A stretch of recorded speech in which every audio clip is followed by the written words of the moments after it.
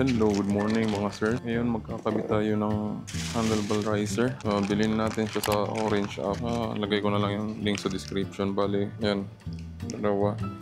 Bali, itong handlebar riser na to, mapapataas na yung handlebar ng mga around 30mm or 3 cm. Then, mapapalapit niya ng konti yung handlebar sa driver ng 15mm or 1.5 cm. Maliit na adjustment lang, pero tingnan natin kung paano mag-iiba yung ergonomic ng motor natin. Bali, yung plano tatanggalin natin tong 4 na bolt na to. Natatanggal naman tong parang cap. Pero yeah, tatanggalin natin to. Tapos isa-sandwich natin tong handlebar riser. May 4 na bolt rin siya same size ng sa stock. So ikakabit natin to pa ganyan. Then gagamitin ulit natin yung itong part na to para i-lock siya. So ito, tanggalin natin isa-isa yung cap niya. Ingat lang kayo, baka malaglag doon. Pag nalaglag doon at pumasok doon sa parang gap, di mo na siya makukuha. Kaya lang naman fingernails pagkuha para di magasgasan. Ano ba tong bit na to? I think 6mm. Yun. Parang sticker ako dito. Ito, lint roller thing. Nakita ko lang sa Sakya. Pero hanap kayo ng way na ma-mark nyo to para makita nyo saan yung gitna. So yung gagawin ko is ganito. Bali parang ito yung marka ko. Saan yung gitna. Tapos carefully. So yan, parang may mark na tayo, may guhit na tayo kung nasan yung pencil nag-a-align para mamaya pagkabit natin ulit, alam natin kung ano yung default na position niya. Ulit natin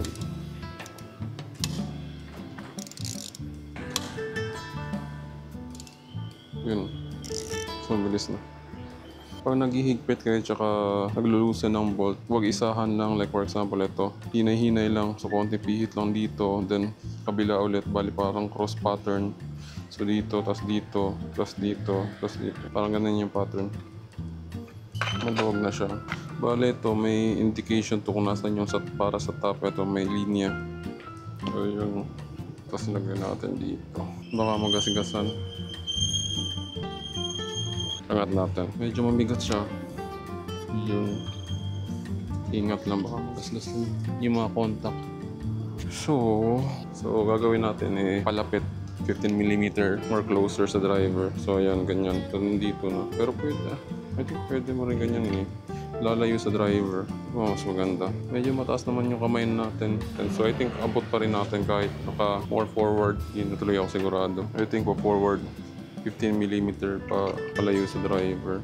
Subukan natin. Hindi natin nagustuhan, pwede naman natin i-adjust ulit. Lagyan ko ng Loctite, konting Loctite lang para ito yung parang hindi masyadong lumuwag kahit nagbabibrate. Para di lumuwag yung mga tornilyo. Konti lang. Kasi baka mahirapan tayong magtanggal pag medyo marami.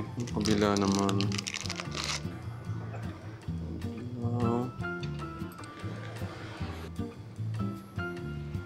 So pag naghihigpit kayo nito, dapat salitan. Huwag in one go lang. So ito, huwag masyado munang mahigpit. So rin. Then, ito na pwede nang higpitan. Wala rin.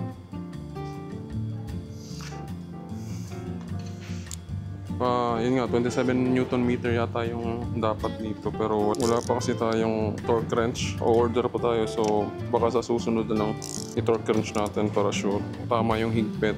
Tsaka para maiwasan rin yung sobra namang higpit. Baka ma-strip yung bolt. Try natin kung hindi ba mas-stretch yung mga wires. Ito yung marka natin. Pero yung gitna muna natin, sigurado. Parang nakagitna naman. Punahin natin kasi ito yung may linya. Hanggang lagay konting Loctite. Hindi pa natin siya higpitan ng gusto. Kabila naman. Yan. Parang align na siya. Sa linya natin. Ito. Yung salitan. Pero hindi ko pa inihigpitan masyado. Matama konti pero sa kabila hindi. Weird Ano to, mas malapit. Matama dito pero di naman ako lumilip ko ng grabing ganyan. So dito layo. Weird Pero tama naman. Gitna natin. Parang Gumanda, tindig ah. Pansin nyo? Subukan natin ipitan. Parang okay naman yung wire sa ilalim. May slack naman. Hindi naman siya binat.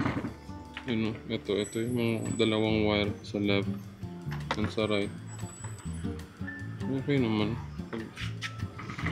Kasi ito, nakasecure na to dito eh. So ito lang yung i-consider mo itong part na to. Saka ito rin, nakasecure na yan. Hindi na yan. So kung okay lang dito na part, okay rin sa baba. Sige, higpitan natin. So bali salitan.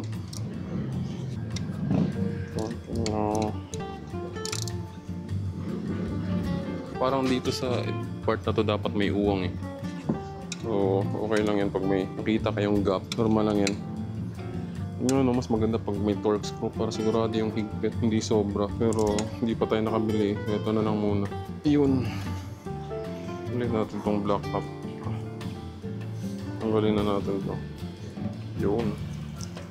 So na-install na natin siya, no? Tingnan natin. Unang upo. Oh! Yun. Hindi, parang tama-tama lang na inabante ko instead na lumapit sa akin. Kasi medyo mataas naman yung kamay natin eh. Parang mas brusco. Kasi kapag malapit nandito na siya, siguro parang tama lang. Parang okay naman. Wala namang nabibinat or nasa-stretch na wires. Pero gusto kong subukan. So far, ang ganda. Parang naging mas upright ako. Sige, subukan natin. Ito parang tumatama pero I think kailangan ko lang i-adjust yung side mirror ko. Kasi dito di naman tumatama eh. Uy, mapipil mo agad na may nagbago kasi yung pagliko mo medyo mataas na siya. Mapipil mo agad na tumaas siya. Wow. Ang laki ng pinagbago kahit 3 cm lang. No joke. Mapipil mo agad na tumaas talaga siya. Iba na yung ergonomic niya. Parang mas naging brusco. Para kang nakatawag na bike yun, dirt bike. Hindi ko kayo hinahay pa pero malaki talaga yung pinagbago niya in terms of position mo. Ito, ikot. May tinatamaan ba? Wala naman. Mapipil mo talaga yung 3 cm difference. Parang mas comfortable to yung long ride ah. Parang tama yung decision ko na mas nilayo ko sa akin kaysa nilapit ko. Ganito yung feeling ko nung XADV na sinakyan ko dun sa Honda shop eh. Hindi ko lang napatakbo pero nung umupo ako parang ang taas. Pero no joke, mas gumanda talaga yung ergonomics niya. Tsaka di mo pansin na may dinagdag na riser. Yun yung kagandahan pag pag naked handlebar. Madali ka lang mag-add ng mga accessories kahit na ganito. Di-DIY mo lang rin. Sarap! Ganda pre! Pagliko mo talaga ma-feel mo na medyo tumaas siya. Iba yung feeling pag galing ka sa default height compare sa tinaasan mo na siya. Maninibago ka talaga pero in a positive way. Parang mas upright kasi siya. Eto, quick test lang. Excited kasi tayong malaman kung ano difference eh. Pero sarap. Parang iba na yung bike. Hey! Ah, chuya. Ay! Ganda. Ito, in-adjust ko. Nilapit ko dito para hindi siya tumama sa cover natin. So, okay na. Ganda. Hello, good morning mga sir. So, ngayon, iti-test ride natin si Honda ADB after installing the handlebar riser, no? So, in-install natin siya kahapon. Napatakbo natin siya ng saglit. Pero ngayon, try natin siya itakbo ng medyo malayo. Di sobrang layo. Actually, pupunta tayo sa Honda na pinagkunan natin ito para i-change oil na natin siya. Para more than a month na rin naman siya. Pwede na i-change oil. Kagaya ng sinabi ko kahapon, so far, ang sarap niyang gamitin na pagkatapos natin i-install yung handlebar riser. Mas naging upright yung position ko. Tsaka parang ang sarap ng ergonomics niya. Ewan, parang feeling mo parang naging brusco yung bike. Yung talagang unang impression ko sa kanya pagka pagkasakay ko kahapon is pareha sa XADV. Kasi yung XADV para medyo mataas kasi yun eh. Parang dirt bike. Basta yun yung feeling ko. Parang naging mas enjoyable yung experience pag nagdadrive ka niya. Ang laki ng changes after adding the 30mm. Nag-iba talaga yung dynamics ng motor. Ewan ko ba kung ako lang o ano. Pero parang nakaka-boost siya ng confidence. Kasi parang upright ka, mas kontrolado mo yung bike. So, aside sa ang sarap niyang gamitin, parang mas control mo yung bike. Mas confident ako magpabilis ngayon tsaka mag-brake. Ang sarap ng ano mo, ng forma mo. Tapos pag dito di siya lata na naglagay ka ng riser. Tapos yung pagka-black niya, swak na swak lang. Kahit hindi siya talaga parehas ng shade ng color, okay pa rin. Nag-work naman siya. Sarap talaga ng riding position ngayon compare sa stock. Sa mga nakapagkabit na ng handlebar riser sa mga motor nila, kahit hindi Honda ADV 350, palagay naman sa comment section kung simba tayo na napipil pagkatapos i-install siya. Hindi ko naman masabi na placebo effect lang siya kasi mapipil mo talaga eh. Malapit na tayo sa shop. Ito na yung flyover. Magikay flyover. Diyan nga pala, open na yung Honda flagship store dito sa Magikay. Bale, yung kinuna natin ito, sila rin yung may-ari nung flagship. Hindi pa lang sila talaga nakakalipat, pero open na yan. Pwede kayong mag-check ng big bike dyan. May big bike sila na offers. Wala masyadong tao.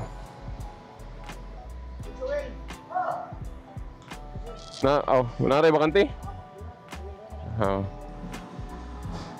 1,060.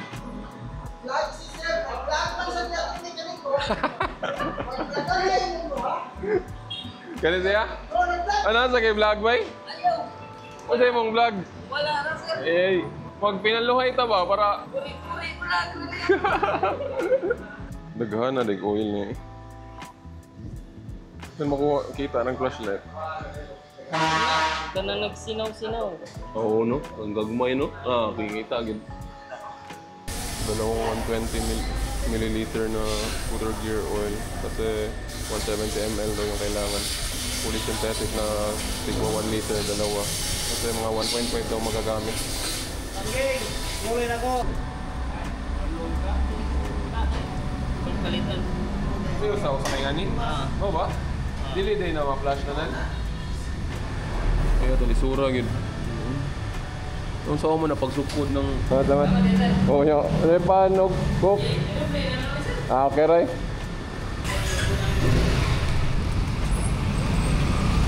Yun. Nakakatapos na natin PMSC ADV.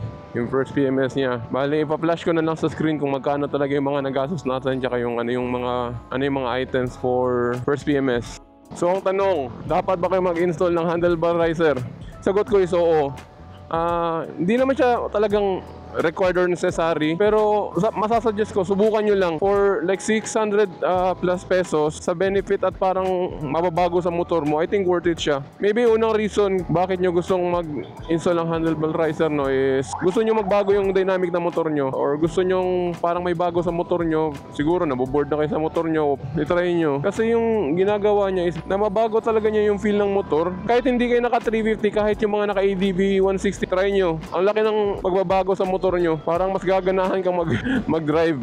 Another reason is, isa sa pinaka-legit reason kung bakit mong gusto mag-install nito is, kung medyo may problema ka sa ngalay or back pain sa long ride, makakatulong siya kasi magiging upright ka. And yun nga, di naman siya mahirap i-install. Kailangan mo lang ng tools. Tsaka wala ka namang babaguhin sa motor kasi 3cm, hindi naman siya ganun kataas. So yung mga wires mo, hindi naman mabibina talaga. So wala kang babaguhin sa internal. So kayang i-DIY.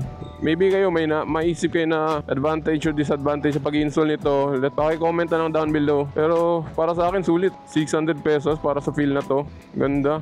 Yung link, ilalagay ko na lang rin sa description, no, para ma-check nyo. Hindi lang to para sa ADV 350. Pwede to sa 160. Parehas lang naman sila ng mga mount from 160 to 350. So, applicable siya. So, yeah, I think that's it for this vlog. Kung may mga tanong kayo or comments or anything, comment nyo lang down below. Try natin sagutin. Kung nakatulong or nagustuhan nyo tong video na to, paki-like, and kung di pa kayo nakasubscribe, subscribe na rin kayo para mas ganahan tayong gumawa ng mga future content related to Honda ADV.